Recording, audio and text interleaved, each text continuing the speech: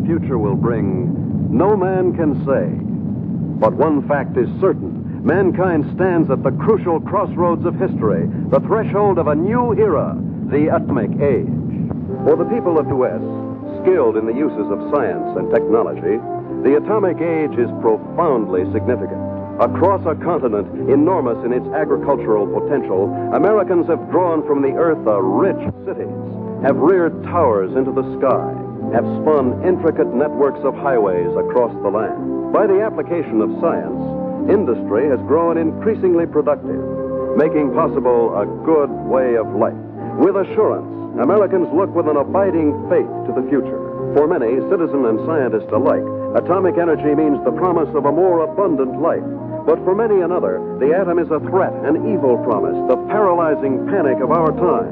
Thus, to answer the perplexing question of the atom and its implications, the people have turned their attention to the forum of public affairs, have sought to search out realities, to find the facts, or to listen to men of science, like Dr. Jerimiah Morley, famed geologist, the embattled founder of the now defunct Society to Save Civilization. It was Morley who told a Los Angeles audience that a series of atomic explosions, either accidental or deliberate, could set off a chain reaction to annihilate every man, woman, and child on the face of the earth. It could cause the death of every living thing. In a gloomy report, Morley took a dim view of history, recalled the tragically repetitious story, the decline and fall of all past civilizations. Said Morley, modern civilization could, by the phenomenon of atomic fission, be brought to dust and ashes.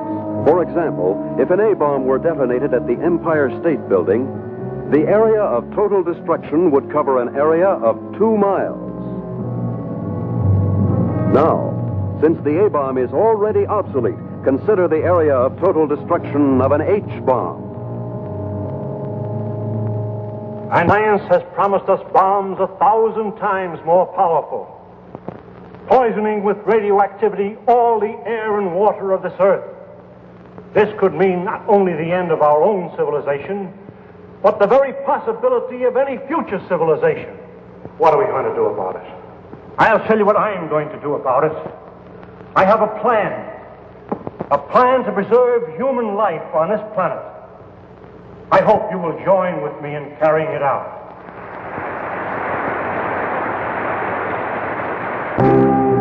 The response to Dr. Morley's appeal was immediate and enthusiastic. The Society to Save Civilization was set up. To its headquarters flocked amateur do-gooders and professional scientists. From them, Morley chose a staff of experts. Dr. Max A. Bauer, eminent geophysicist, ousted by Hitler from the University of Munich in 1933. Dr. James Paxton, metallurgical engineer, twice winner of the McKenna Scientific Award. Joan Lindsay, medical doctor and ardent feminist, who, for her research in biochemistry, was named winner of the annual award by the American Confederation of Women Scientists. Dr. George Coleman, authority on soil conservation. And Andrew Ostengard, sandhog, explosives expert, Marine veteran of World War II. It was this team, qualified each in his own way, that helped set in motion Morley's audacious project, a daringly planned program, which he took 3 months later to the board of directors of the Carlyle Foundation. And so my colleagues and I believe that humanity can escape annihilation, can find a temporary haven, a promise of hope that, come what may, life can be sustained deep within the earth itself. Far below the surface, we shall seek a natural, a geological shelter. We have a team ready for the effort. All we lack are funds. Can we get them from your foundation?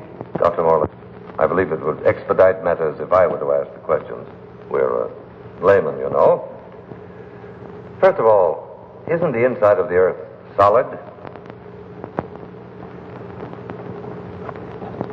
The interior of the earth is made up of vast caverns and air pockets, joined by natural avenues leading from the surface. Natural avenues? Funnels and fissures.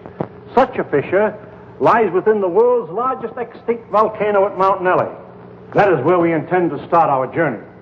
Well, these funnels, how far down do they go? Hundreds of miles, perhaps thousands, to the very core of the Earth. But isn't the inside of the Earth, the very core, a molten, fiery mass? To the contrary.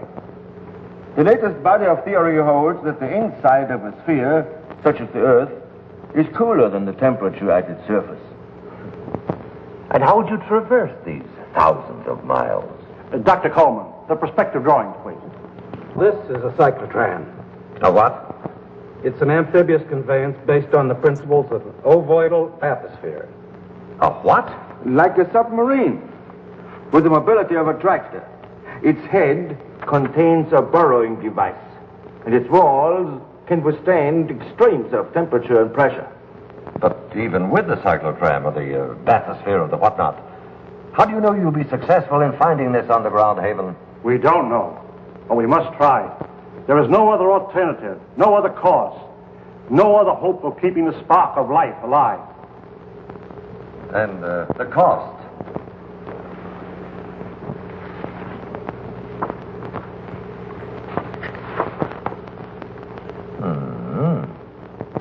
That's a lot of money, Dr. Morley.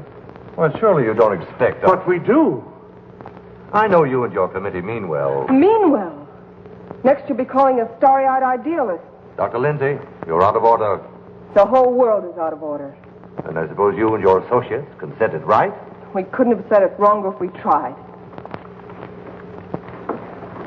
The appropriation was denied. To carry on his work, Dr. Morley issued repeated appeals to the members of the organization. It failed. And so, last week, the Society to Save Civilization was itself extinct. And one of its leaders, of Professor Jerimiah Morley and his enthusiastic colleagues. Where were they headed after a year of devotion to a lost but spectacular cause? To newsreel reporters, Dr. Morley had only this to say. We have no plans. We have no hope.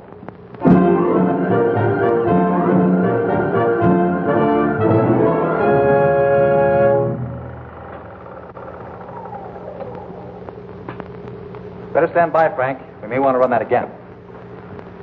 Well, gentlemen, what do you think? It's like asking a man what he thinks of his own obituary. I thought you'd like to see it, or its release, in case you had any objections. Now he thinks of our objections.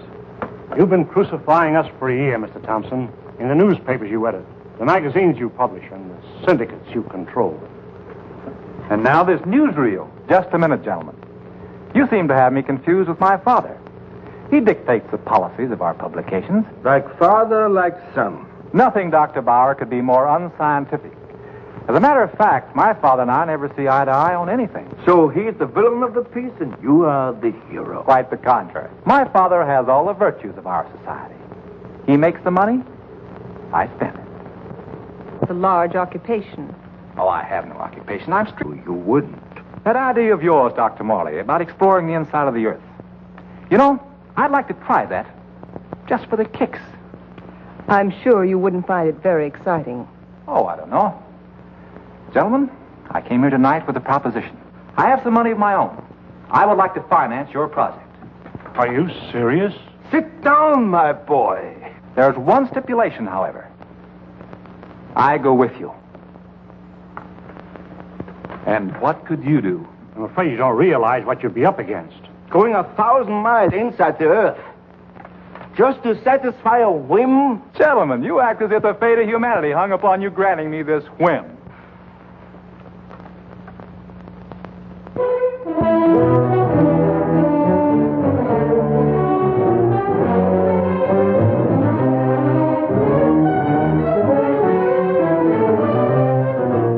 Plans for the expedition are being completed ahead of schedule. And Morley is pleased with our progress. The cyclotram nears completion. Adequate nutrition in concentrated form has been perfected. And for an auxiliary water supply, the Sloan H2O condenser will be used. By the study of our laboratory animals in a new environment, we expect to gather important scientific data. At last, the cyclotram is ready to be loaded aboard the SS Aurora.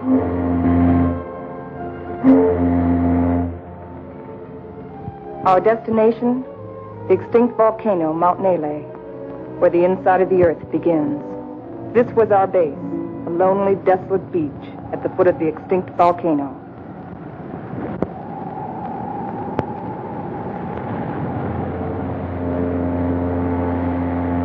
Well, let's go.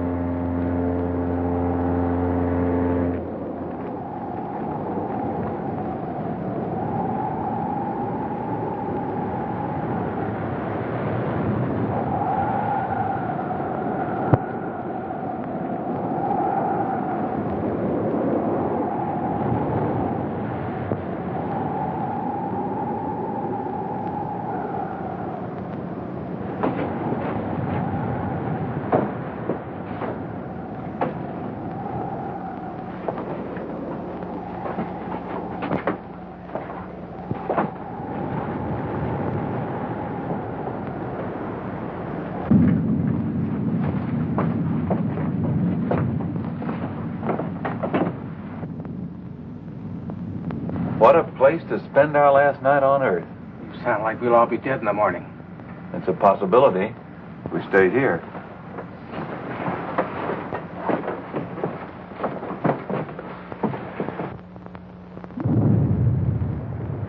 Andy, take the controls. Follow the ridge line. Keep out of the ravines. Descend at an angle of not more than 33 degrees.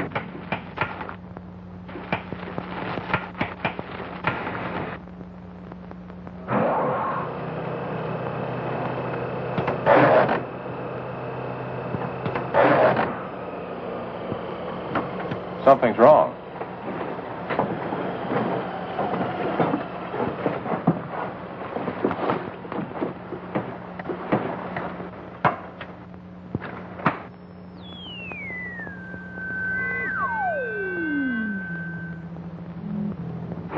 Now try it.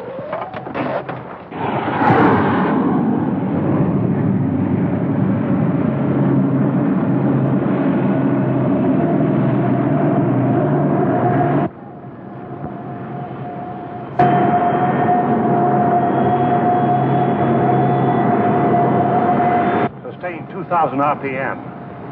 And follow our chart plan, R4. Check.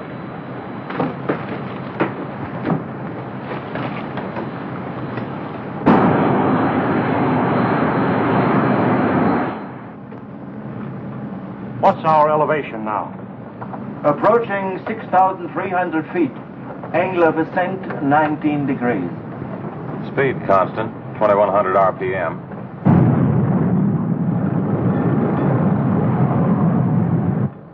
I wonder how long this iron lung is going to hold up.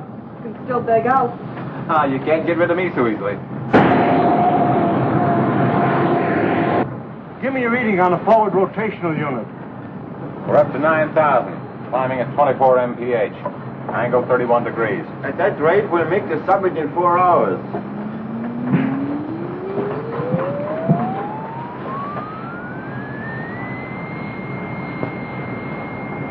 Dr. Morley, we are meeting some unstable isotopes.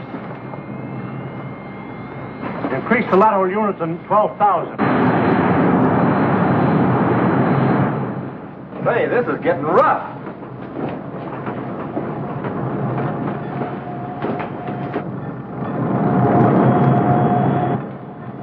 We're approaching position R4. Our computations show an error of less than plus 0.14. Good. We'll reach the summit in 30 minutes.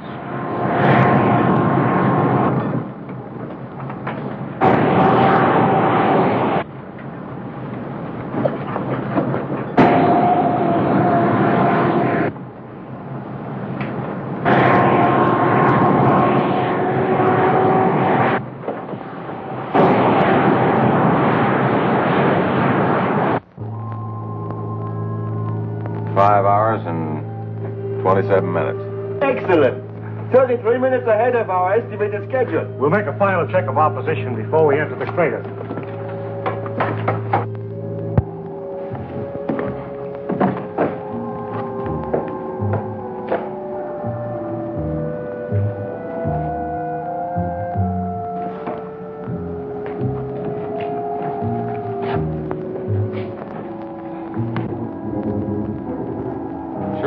Professor picked this volcano for our expedition. Maybe this one could come to life, too.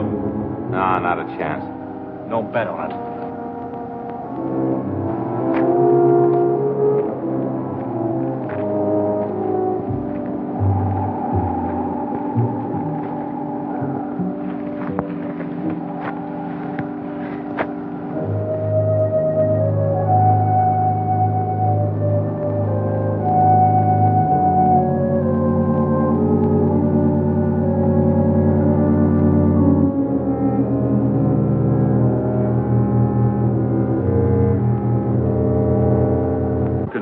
There's no reason for us to wait till dawn. We'll proceed into the crater now.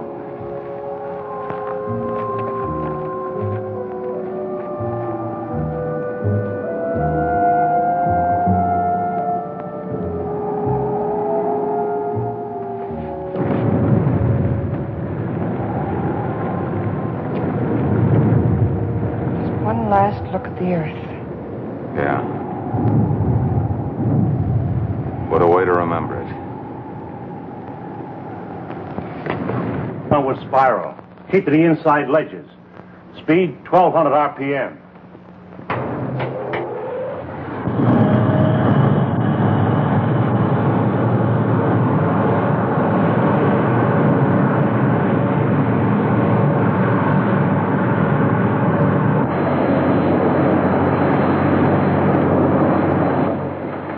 Brother, it's really black out there.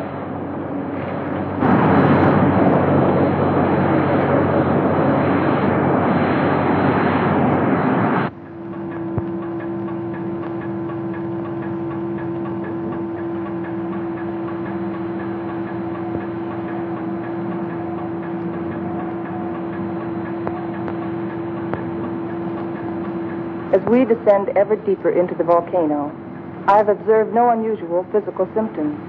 Paxton seems withdrawn, irritable, but with such an annoyance as Wright Thompson present, the condition may not be considered abnormal. The descending ledges are getting awfully narrow. We must be at position R18. Yes, we are. Cut the switcher.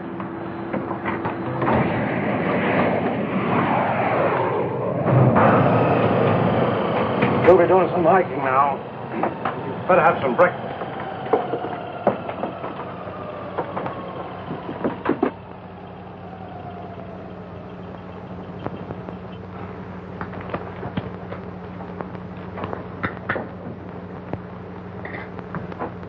Rise and shine.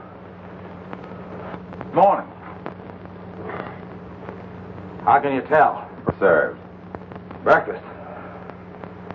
Well, I've always said there's nothing like starting off a hard day's work than with a good breakfast. Hey, Doc? How would you know? You don't like my kind of guy, do you? Not very much. But I'll make an exception of you. You I don't like a lot. Coleman, take the controls. We'll scout the way on foot for you. Follow on down along the widest ledges.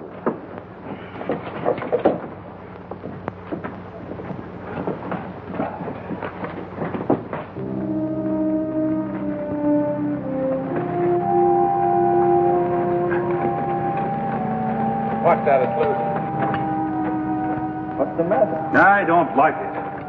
What did you expect him here? A Garden of Eden? I'm not talking about volcanoes. I mean Wright Thompson. He doesn't belong here.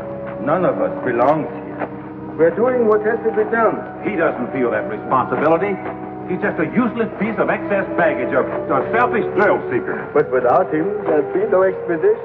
Pardon me.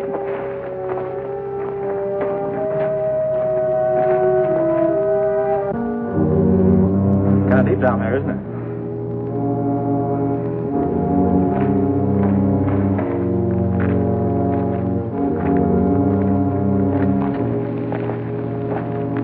Nice friendly bunch, those scientists.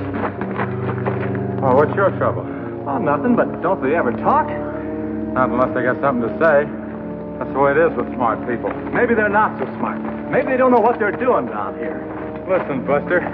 Each one of them has taught us more colleges than you've flunked out of. So what are you doing down here among all those brains? I managed to make myself useful. It might be well if you did the same thing. Doing what? This.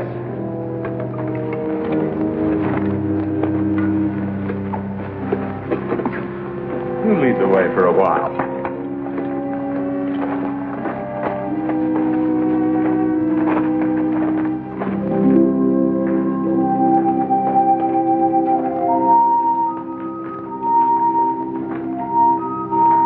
We've hit bottom. Rock bottom. Hello, Coleman. Coleman, come in. Go ahead. We've reached the end of the channel. Establish our position. Our depth below mean sea level, 2.6 miles.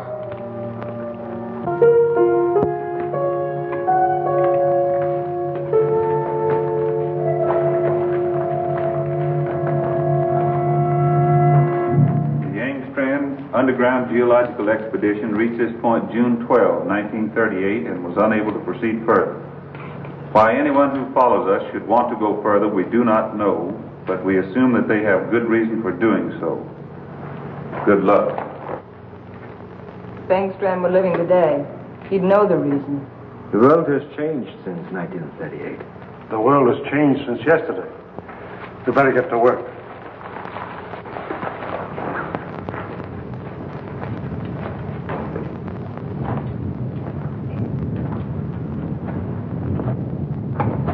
Look! That's pressure from the other volcano. We'll have to work this side.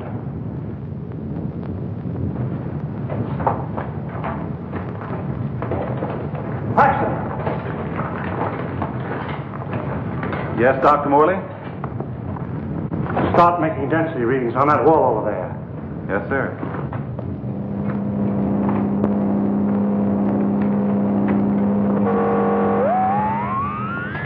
This is it. The point of least resistance. Okay, Andy.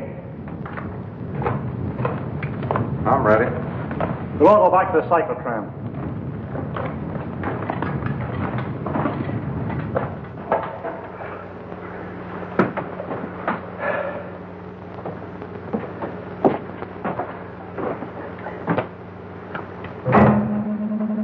Fuses 1 and 2 set.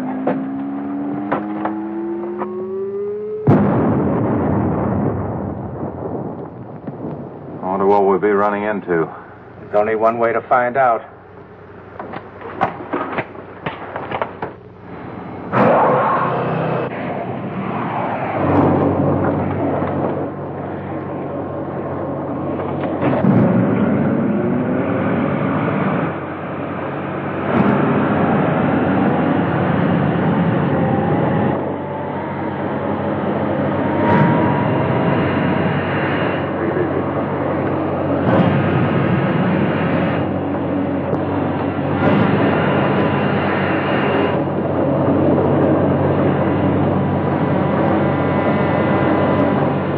Broken through.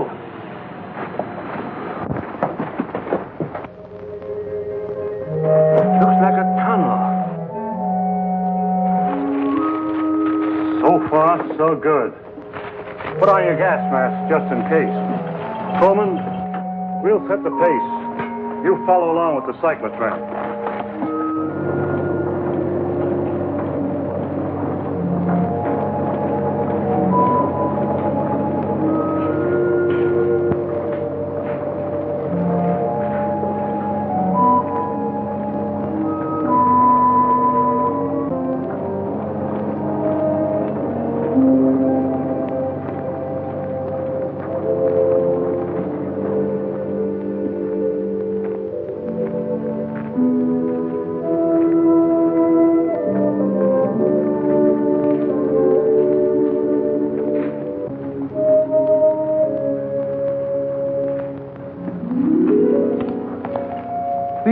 Fresh and clear.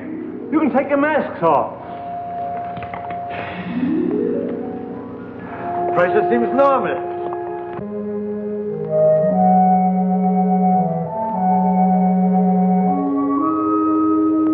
I wonder where it leads. That's exactly what we're going to find out. Lead the way, Andy.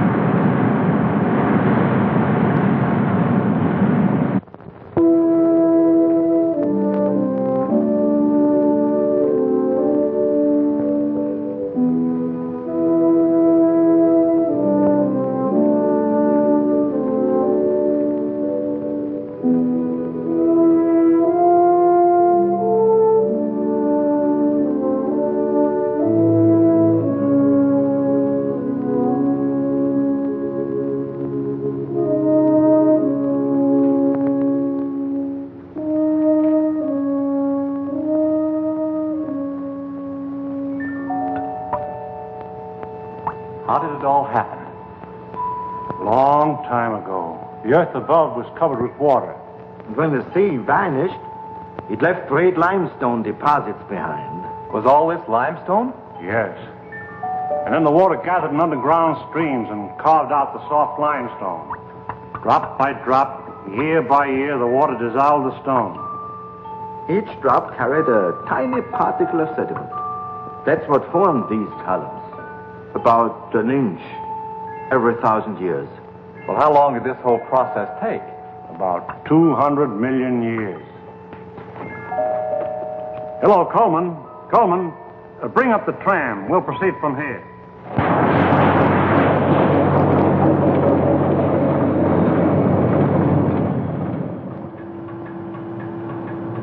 We're down 100 miles. You better pull up.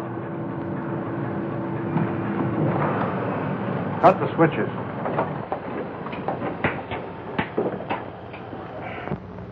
It's funny. When we first got here, I felt a sort of exaltation. Now I feel depressed. I don't know why. The oxygen content is adequate. I know. But I too feel suffocated. Maybe it's the unreality of this place. You know, once when I was working in the Holland Tunnel, I got cut off from my crew for 10 hours. I felt this way then.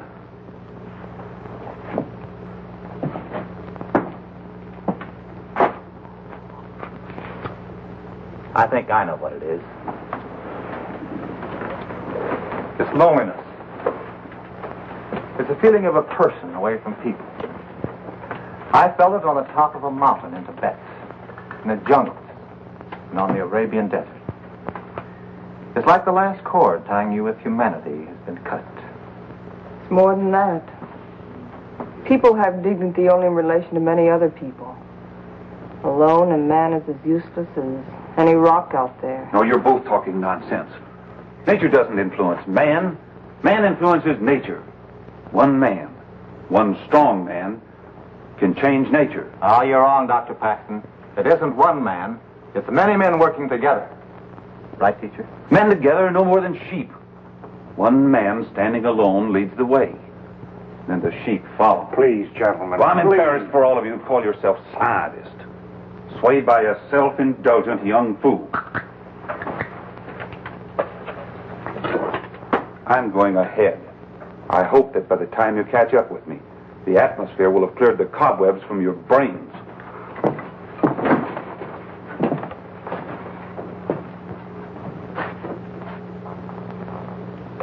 I'd better go with him. It isn't safe for a man to be alone down here. Ah, he's all right. He's the leader type. I'll go with them anyway. There wouldn't be leaders if there weren't sheep like me to be led.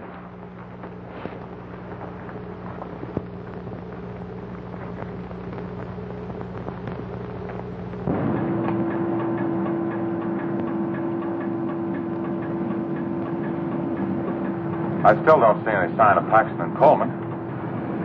Well, keep going.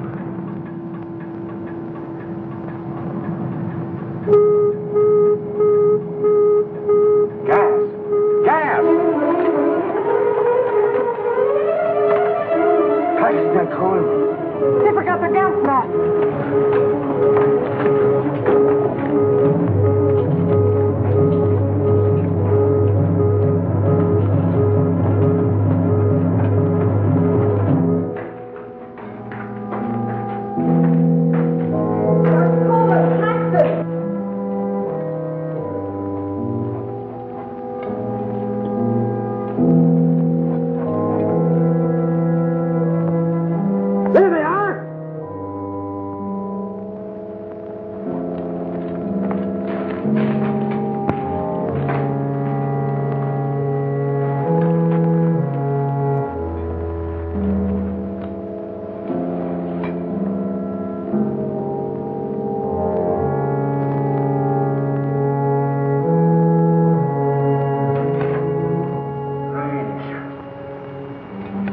Digging a grave 110 miles under the earth.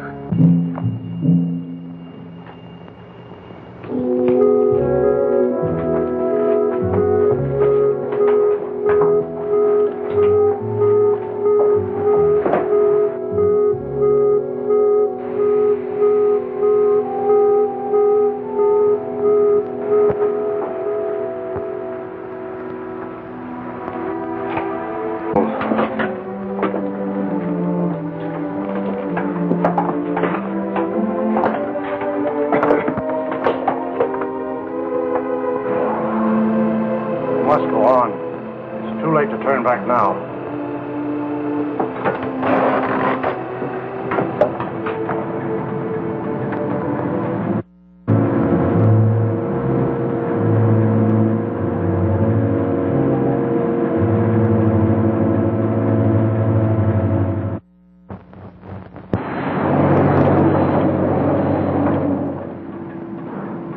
No. Andy?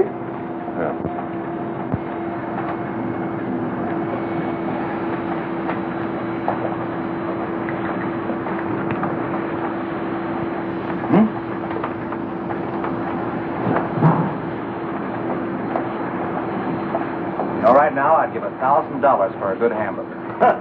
And another 1,000 for onions on it.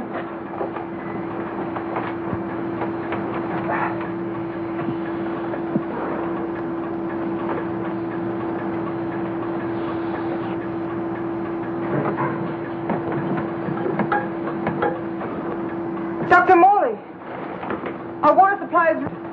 Cut the switches.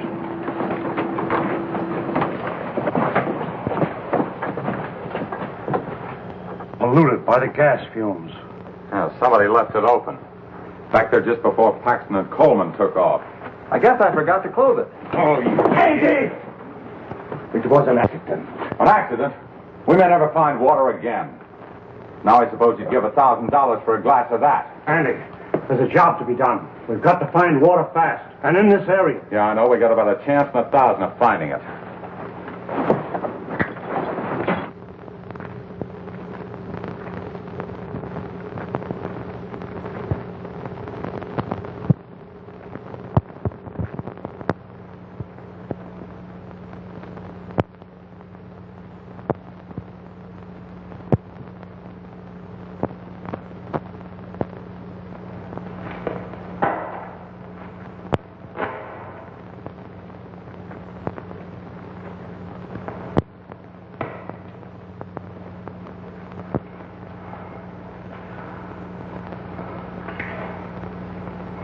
Look, there's Andy.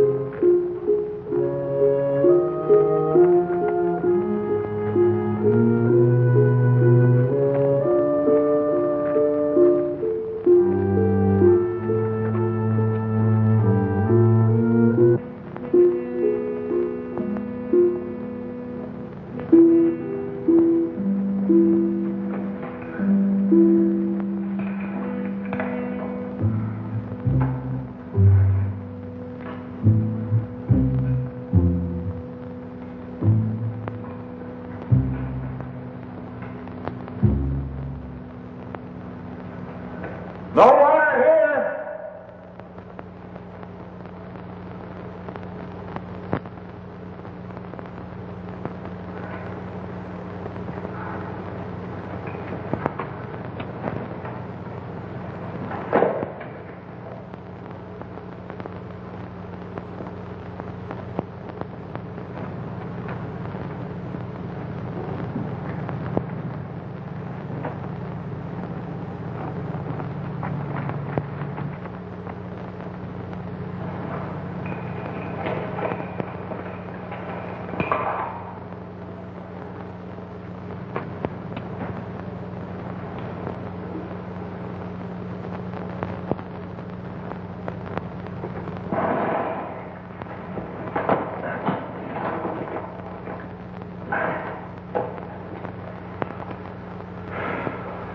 Thing like this enough to drive a man stark crazy. It's no use. 240 miles inside the earth. Yeah, and no water.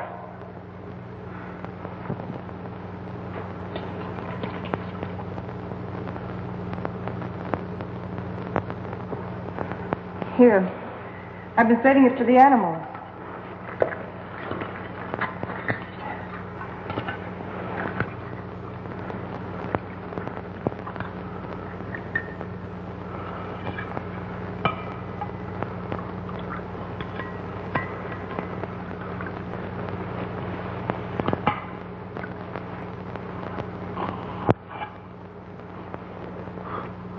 Go ahead. Enjoy yourself. It doesn't cost a cent.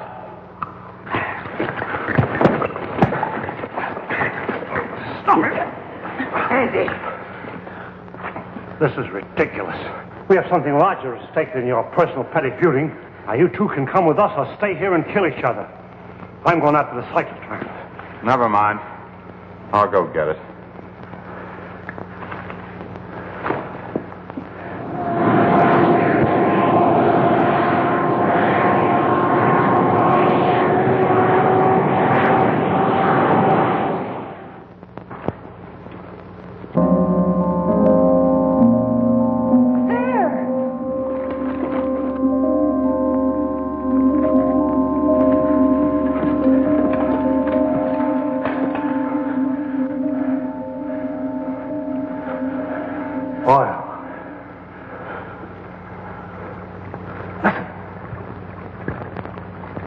Like running water.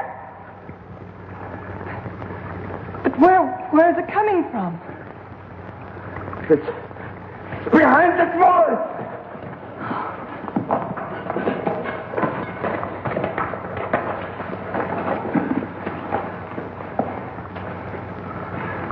It is running water. Well, why don't we go through the wall with a cyclotram? No. There's this brother. There's still such a thing as too much butter. It could be an underground sea. Andy, bring a couple of heavy hammers.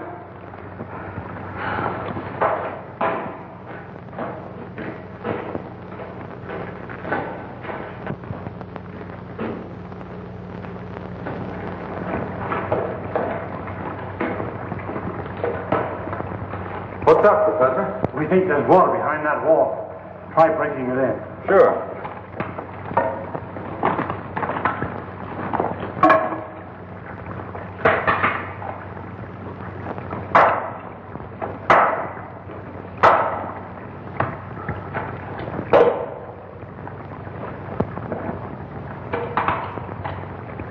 I brought 2 hammers, you know.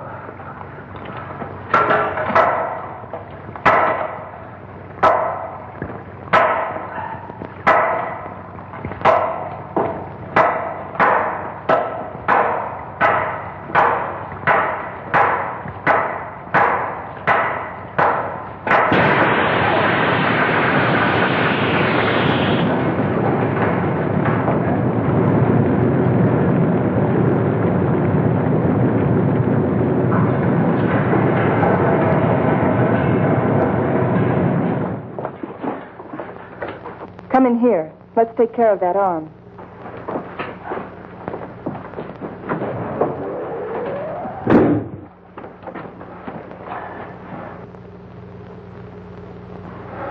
The outside temperature is rising fast. It's up 280 degrees now. It looks as if it could go on forever.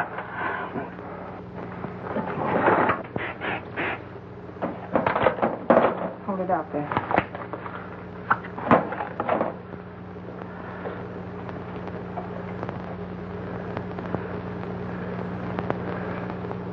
How's the temperature? It's dropping fast. The outside pressure is dropping, too. Good. Condensation will soon take place. There. You're a pretty good doctor at that. You're a pretty good patient at that. Thanks. Here, put this on.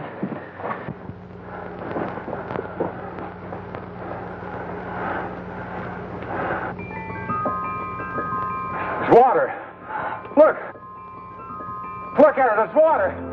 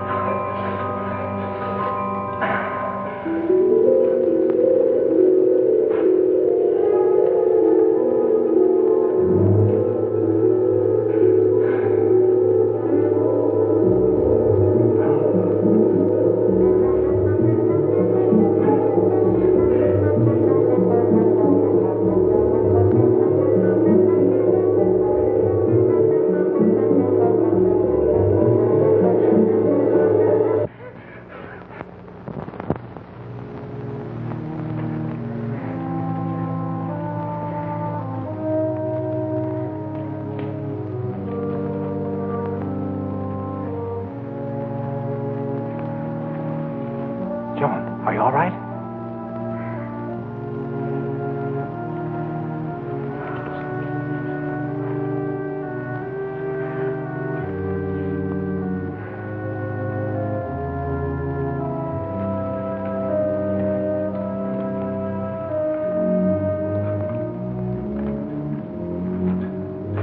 Well,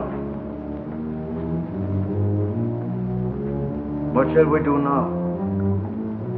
All right, I'll say it. I'll say what's on all of our minds. Don't try to read our minds, Thompson. Just speak for yourself. Then I say, let's go back. And I say go on. But look at Joan. We've gotten nowhere. Deeper and deeper into nowhere. We've failed. Would our failure be any less if we turned back now? Our chances of living would be greater. If we go on, we're dead. As dead as Paxton and Coleman. That's a chance we have to take. The stakes are high, higher than our lives. They involve the life and death of all mankind. That's a great speech. But I won't buy it. All right. Let's put it to a vote. Thompson? Go back. Andy? Go on. Bauer?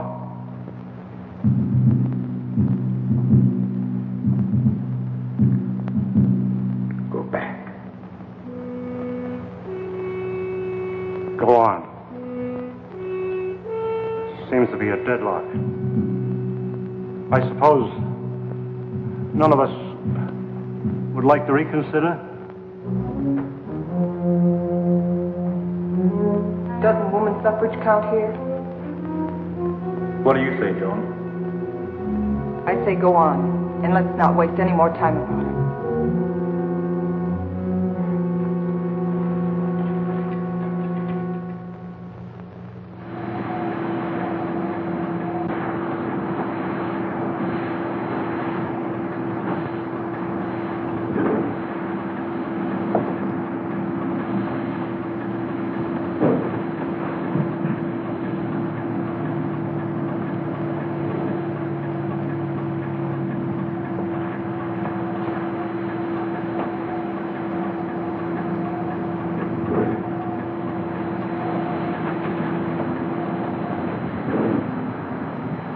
How are those burns coming along? Good as new. How are you, Doc? Oh, I'll get by. Here. What's it for? Does it have to be for something? Does everything have to be functional? It's a good luck ring. Saved my life in Tibet. Here, take it. Why give it to me? Haven't you ever been romanced before? Not 900 miles below sea level. Then it's about time. If there were any flowers around here, I'd pick them for you. There's a highly scientific theory which states that if any man and any woman are cast away anywhere for any length of time, sooner or later they think they're in love. That's what's happened to you. If that theory has any value, it should apply to you. Does it? No. Well, I guess I need a little more time. We'll talk about it later.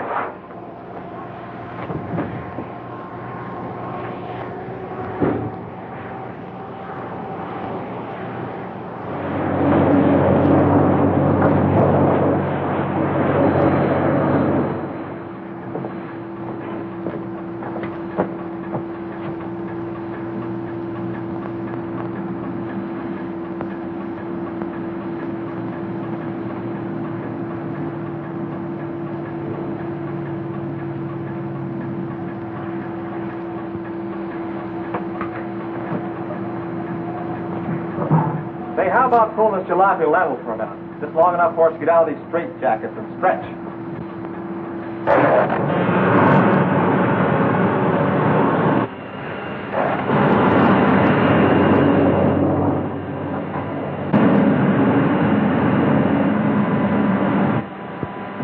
How much longer is it going to be like this?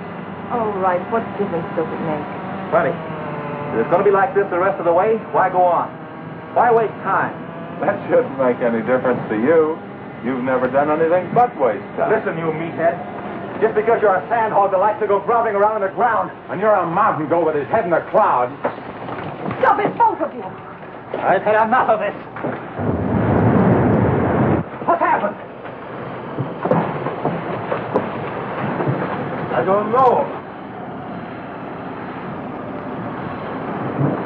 It's much water.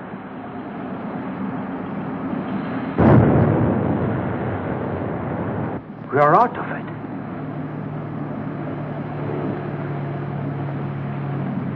This might be what we're looking for. Let's make a landing and explore the area.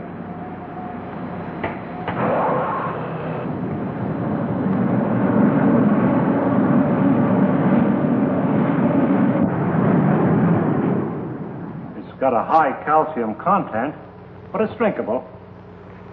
Hey! Look what I found.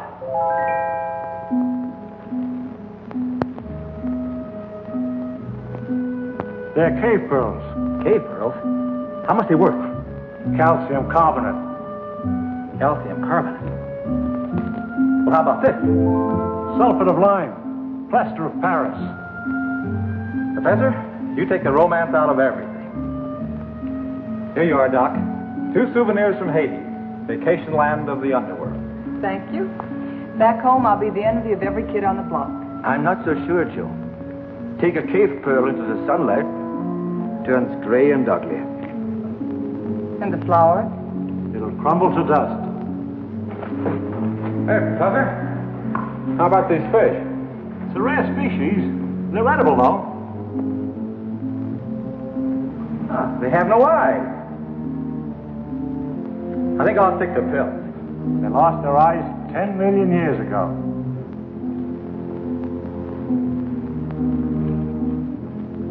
What kind of a place is this? Flowers that crumble to dust in your hands. Stones that look like pearls. Fish without eyes. Nature sure a practical joker. I suppose you could have done better? 10 million years? I couldn't have done worse. Morley believes this is the shelter we've been searching for. A valley of shadows where life can be sustained. A shelter for humanity. And yet our morale is very low. What do we want? A ray or two of sunshine? A change of seasons? Starry nights? In this graveyard, Morley thinks We can build a new life right here. You mean this is what we're looking for? You'll get used to it. Well, who wants to get used to it? why don't we go on a little further? But we've come 1,100 miles already. How can you measure what we've been through in miles? I say let's go back or go on. But this is no place. What is your wish? We've come so far. Let's go on.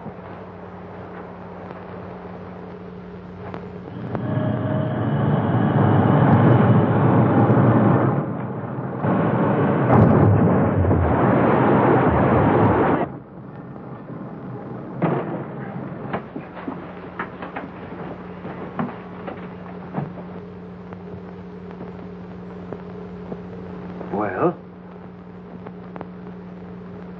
Which way do we go?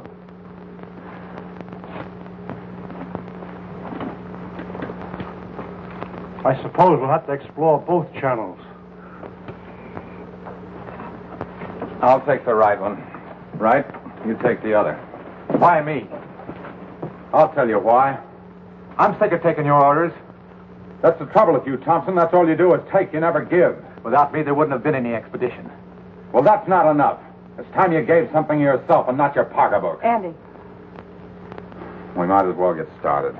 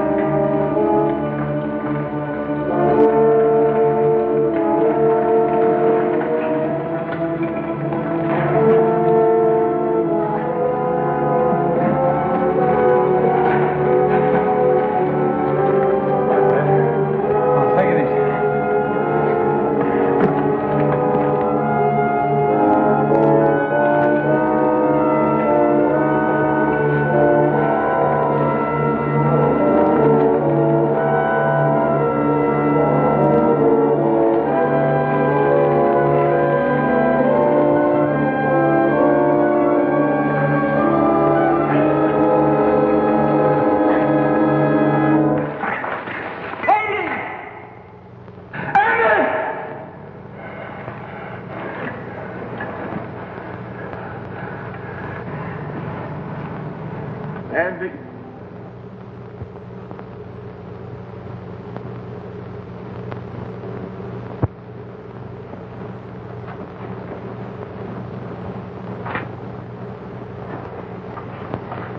You're supposed to be taking it easy. Try to get some rest.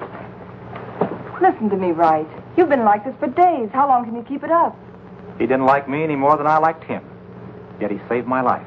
It doesn't help brooding over it. But he died saving my life. He did what he believed was right.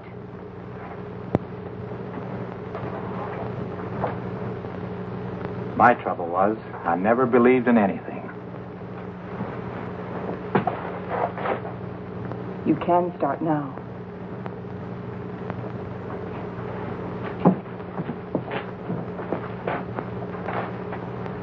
Morley wants to go back to that Valley of the Shadows he liked so much.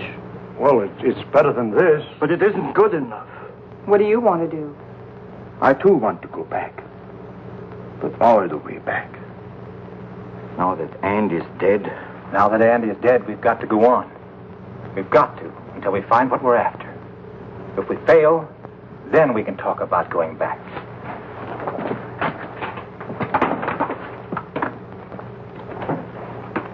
Over there.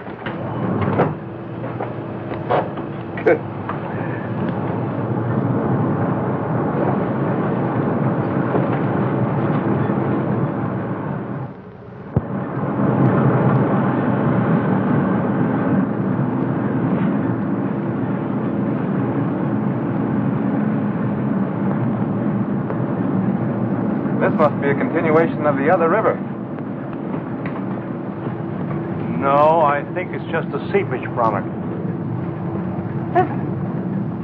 What's that?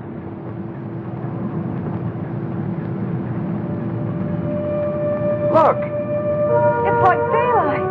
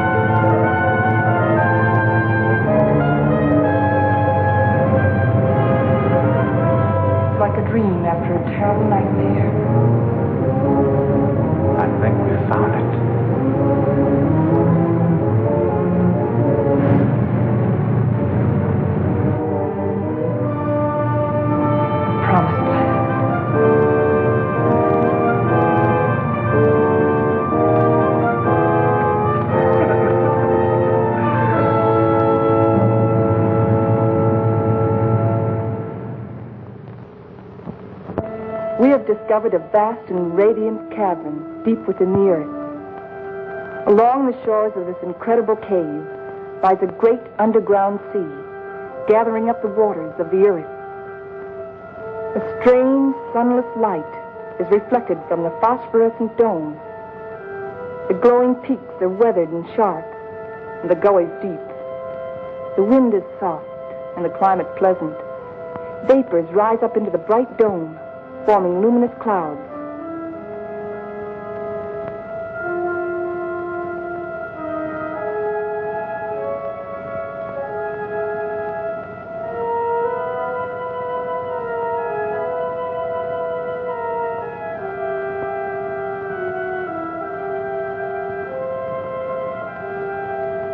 The area is rich in chemical resources. That means power and industry, according to Bauer. And Wright says a real estate boom is on.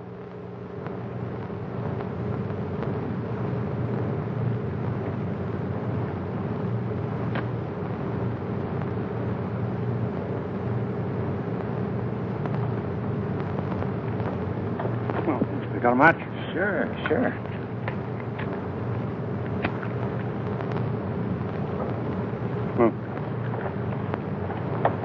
How you coming, Professor? Still feeding those rabbits? They eat like pigs. Small wonder. They're expecting in a couple of weeks. All of the rabbits? No, silly. Just the lady rabbits. Tell me more. Here. Make yourself useful. Get some more water. Explorations and surveys of the surrounding area continue. Morley and Thompson have set out toward the southeast to investigate the land and its potentialities.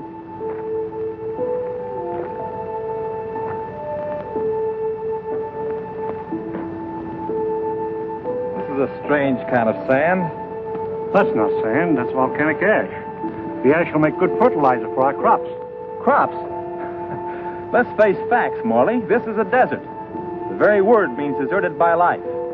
And you talk about crops. It can be irrigated. This country has everything. Water, soil, air, heat.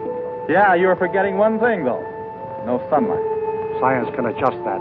Crops can thrive without sunlight. Perhaps. But can we?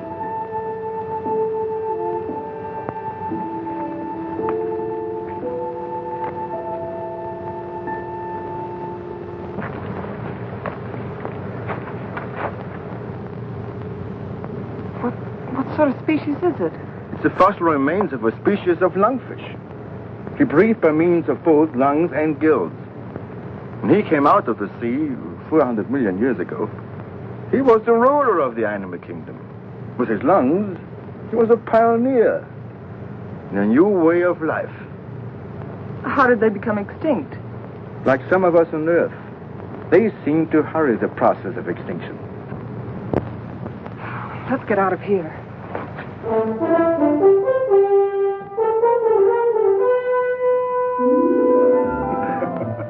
What's the matter? You act like you swallowed a canary for breakfast. This is the day, right? This is what day? The day we're expecting the first litter of rabbits. Well, who's going to pass the cigars around? You apparently don't realize the importance of it. Oh, I'm sorry. By observing the rabbits, we've already learned that they respond to nature basically as we do, as any mammal does. And from their young born today, we can predict how our own young will respond in the new world. Dr. Morley, follow. Come on. You go ahead. I'll get plenty of hot water.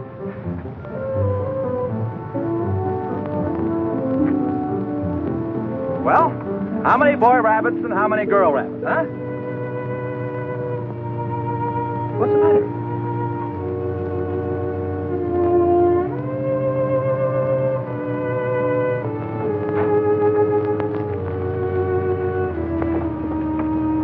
Joan, what's the matter? They're dead. They're all born dead.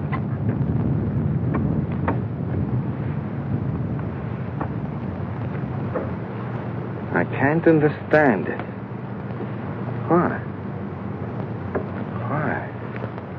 There must be some cause, some biological reason. We've been searching for causes. Our investigations have been checked, tests rechecked. Examination of genetic tissue proves that all experimental animals born here are sterile.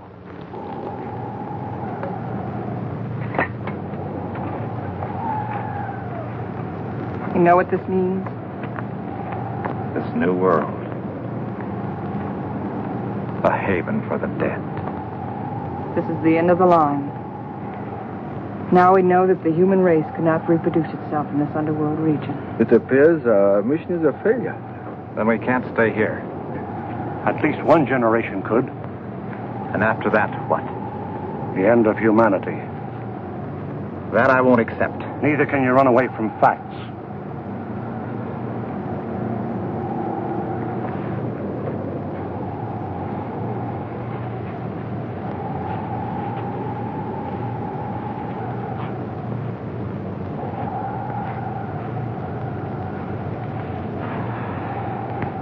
I've always run away. Climbing mountains. Trying to prove something. I don't know what. I, too, ran away instead of fighting. And now, I've run away again. And I was always afraid I couldn't compete in a man's world. I think I want to go back and try again. Go back to what? To a world bent on self-destruction? We can live the rest of our lives here in peace. Morley, you're wrong. This isn't peace. This is a resting place for the living dead. I don't believe it's the end of the world. I don't believe it's the end of mankind. You're young. You don't know. I've lived through the terrors of 2 great wars. I've had enough.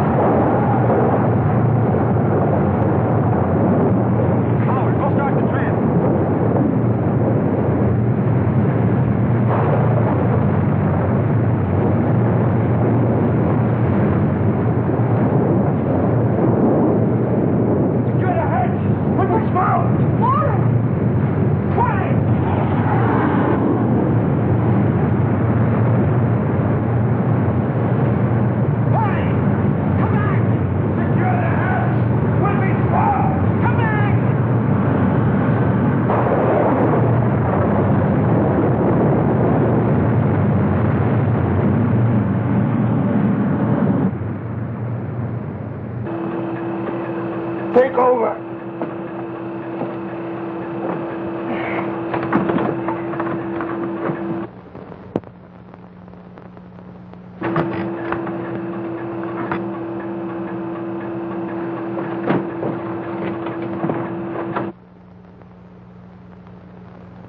Something's wrong. Something's pulling us down.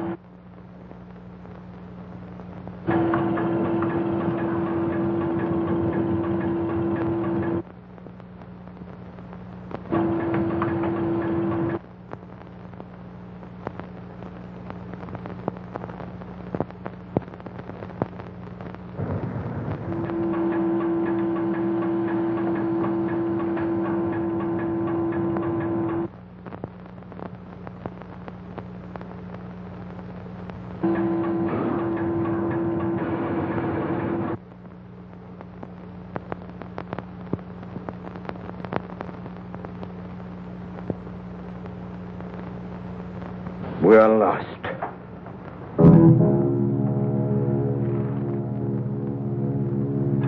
We're in a blind alley. Ever since we started, we've been in a blind alley. We can't bury ourselves in the earth and expect to live. Maybe that's the secret. Morley understood. Strange. We didn't know it before. I used to be afraid of death. I was afraid of life.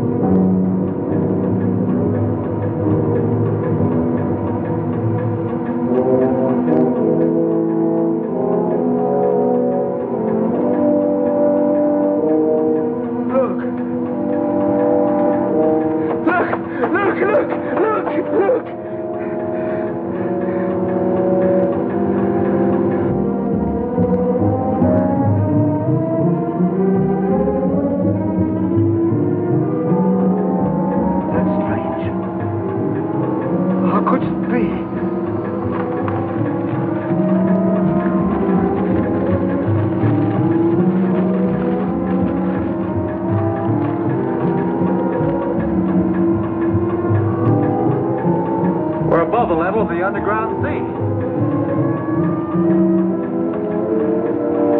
We found a channel to the upper ocean.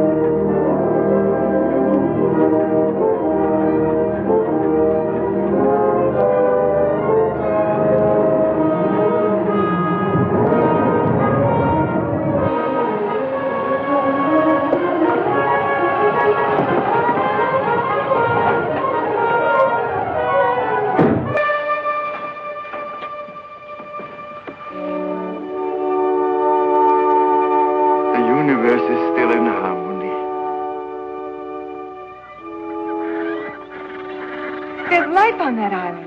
People. I feel like I'll live forever.